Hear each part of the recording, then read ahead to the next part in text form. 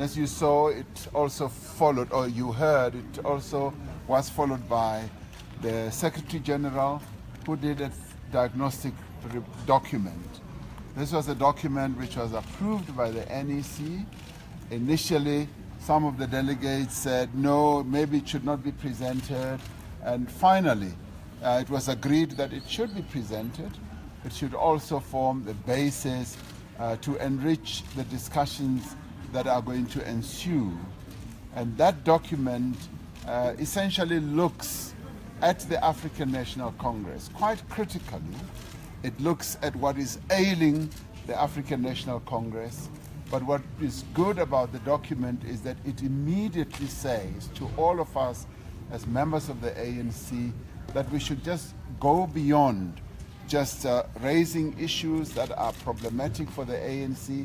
We should immediately seek solutions and begin to look at the solutions of how we can correct the mistakes, the weaknesses of the ANC, and find ways of strengthening the ANC. Now, as you know, the ANC is a living organism. It will go through its own ups and downs, and that document recognizes that.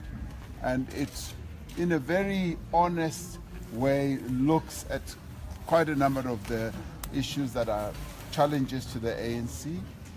And after that, we then looked at the strategy and tactics document, which was also presented, which, as you know, traditionally is what the ANC does, to look at a theoretical and an ideological framework that should guide what we should do as the ANC. We look at our own characterization, and we also look at what we call the balance of forces. What is it that the ANC is confronted with at this point in time? And some of the issues it raises obviously are the economy which is not pumping on all cylinders. What is it that we should do? What are the motive forces of our national democratic revolution, and how the ANC can gather its own inherent strength to become the leader of society and become at the head of the transformative processes that are underway in our country. So we develop our clear strategy, and we then come up with tactics that the ANC should utilize or embark on to address the current situation, and that is currently being debated. We also looked at the organizational renewal, a document which was also presented, and that document looks at our current organizational structure, the design of the ANC, and how best we can reposition the ANC both as a liberation movement and as a governing party to be able to carry out the mission that we were given right from 1912. And how in this modern days of the fourth industrial revolution, of new technology, we can reposition the ANC, look at the structures of the ANC, how they work, and look at innovative proposals of how to modernize the way we work. And we're looking at things like, should we have one Deputy Secretary General or more? Should we have one Deputy President or more? And what type of restructuring should we have? A revolutionary electoral commission, and all those things. So the process that we've embarked upon in the first 2 days has been a really enriching process. This is the ANC at its best, when it looks at itself in a very critical manner, and it begins a journey of self-correction, of healing, of renewal.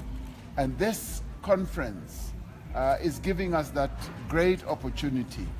And at the same time looking at ways in which we can deepen unity within the ANC, and ways in which we can enrich all the things we do, bearing in mind for ourselves that we are not just representing ourselves and not crafting policies for our own selves. We are crafting policies that are going to guide the whole country as we move forward.